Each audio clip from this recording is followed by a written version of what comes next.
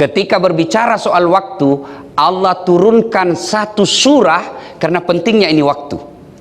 Allah kasih nama surah berbicara soal waktu. Ini pendek.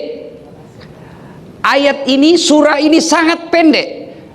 Maknanya Allah ingin menginformasikan kepada kita, jabatanmu pendek, waktumu pendek, usiamu pendek, maka gunakan sebaik-baiknya. Kenapa? Karena kalau kau salah memanfaatkan waktu, maka sia-sia umurmu. Allah Subhanahu wa ta'ala, kita semua sudah hafal ini. Keterlaluan kalau orang Islam tidak hafal ini surah. Wal asr, demi masa. Sesungguhnya manusia dalam keadaan merugi. Allah sudah memulai demi waktu, demi masa. Kalian merugi. Allah langsung katakan kalian merugi. Illalladzina, kecuali yang beriman kepada Allah. Itu kan ada lagunya itu ibu-ibu ya. Demi masa sesungguhnya manusia kerugian, melainkan yang beriman dan beramal soleh. Itu lagu-lagu ibu-ibu, mestinya lagu-lagu begitu, supaya kalau suaminya sudah mulai tua-tua, lakukan itu. Jangan malah tua dipeluk-peluk lalu diusap-usap kepalanya, bila Israel datang menjemput. Coba, jadi nasihati ketika umur, sesungguhnya manusia dalam keadaan merugi. Tapi Allah koma, kecuali kalian tidak akan merugi kecuali yang beriman kepada Allah. Ketika kita berbicara soal iman, anak muda langsung tepuk dada. Ka iman jipade Ustadz, saya beriman kepada Allah Ustadz. Maaf, mengaku beriman gampang, tapi yang sulit adalah diakui oleh Allah sebagai orang beriman. Mohon maaf Bunda, kenal Sandiaga Uno? Kenal kan? Itu kan orang Sulawesi. Itu masih sepupu dengan saya. Mengaku. Langsung ibu bingung, kenapa Sandiaga cakep ini Ustadz, hancur. Saya akui, saya tidak gagah Bu, saya akui, tapi saya penuh pesona. Mana buktinya? Ibu-ibu semua mau foto sama saya toh. Yuk, ngaku. Ibu bapak kenal Megawati Soekarno Putri? Kenal. Itu sepupu sama saya. Ngaku. Tapi begitu diklarifikasi, Bu Mega katanya sepupu Kodas Atlatif. Bagaimana ceritanya? Dia orang Bugis, saya orang Jawa. Ngaku gampang. Yang sulit adalah diakui oleh Allah sebagai orang beriman. Karakter orang beriman, nanti Allah tanya, ya Allah saya beriman kepadamu. Allah katakan, karena kau beriman, kenapa kau beriman tapi kok begitu kelakuanmu? Kenapa kalau kau mengaku beriman, tidak pernah juga kau cepat ke masjid? Kau mengaku beriman, paling terlambat datang sholat Jumat, paling cepat pulang. Orang khutbah kau tidur. Ini beriman kepada Allah.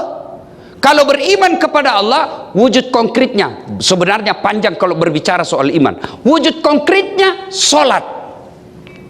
Ada orang mengaku beriman tidak sholat, jangan percaya, pasti pembohong.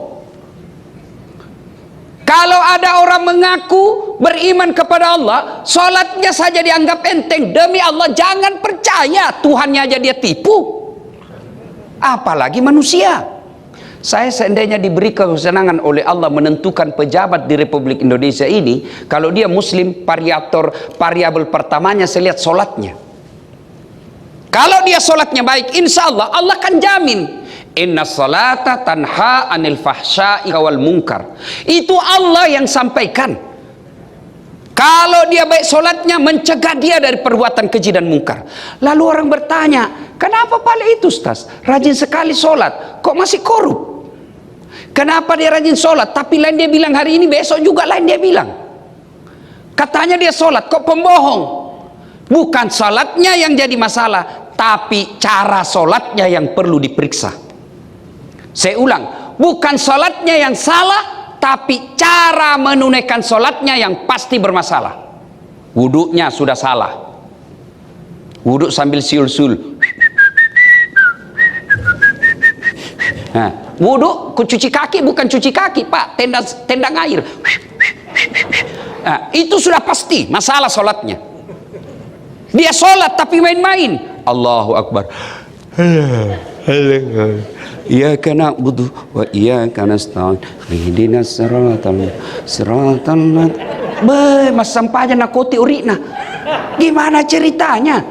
Sholat tapi matanya seperti mata pencuri. Allahu Akbar. Bismillahirrahmanirrahim. Sudah pasti bermasalah sholatnya orang ini. Sholat tapi itu juga sholatnya dia pakai tidur, itu juga bajunya dia pakai masak, itu juga dia bajunya dia pakai ke kantor, itu juga bajunya dia pakai ke toilet. Masa mau ketemu Allah berpakaian seadanya? Bapak mau ketemu saja semua ketua Mahkamah Agung, beli baju rekas Pak. Ya toh, pakai parfum, masya Allah. Padahal ketua MA ada pensiunnya. Mau ketemu sama manusia, kita mengagungkannya. Tapi kenapa mau ketemu dengan Allah yang jelas dalam surah Al-Jum'ah kau berpakaian yang indah kalau kau mau ketemu sama saya? Surah Al-Jum'ah. Tapi kita datang ketemu Allah pakaian seadanya. Bahkan ada ibu-ibu yang tanya, Ustadz, bolehkah tidak pakai BH orang sholat? Kenapa lagi tidak panas Ustadz? Boleh, tapi tidak sopan namanya. Ibu bayangkan mau ketemu sama ketua MA tidak pakai itu. Mohon maaf Pak Ketua, saya ada perlu, dan lempar ke istrinya, nak sopan ini. Ayo, maka kalau ada orang rutin sholatnya tapi belum bagus akhlaknya, yuk evaluasi sholat kita. Orang sholat tidak ikhlas, hayya 'alas shalah, asar lagi. Barusan kita sholat duhur, sudah pasti itu. Pak, adik-adikku yang masih junior, kalian mau menjadi pemimpin di Mahkamah Agung, perbaiki sholatmu bos, biar Allah yang ngatur itu soal itu, gampang. Yang tidak ada jalannya saja Allah kasih, apalagi ada jalannya. Apa maksudnya Ustadz? Ibu-ibu, ada enggak jalannya perempuan tidak pernah disentuh laki-laki bisa hamil? Tidak mungkin. Kalau ilmu biologi, ilmu kedokteran tidak mungkin, tidak ada jalannya itu. Tapi kalau Allah mau, Siti Maryam, wanita suci, tidak pernah disentuh laki-laki, melahirkan Isa alaihissalam, tidak masuk akal. Tapi kalau Allah yang mau, tidak masuk akal. Masuk akal tidak manusia dibakar hidup-hidup bisa hidup? Tidak mungkin. Tapi kalau Allah mau, pasti. Saudaraku yang bekerja di lingkup Mahkamah Agung, tidak usah kau cari muka sama Mahkamah Agung, hakim-hakim agung, capek.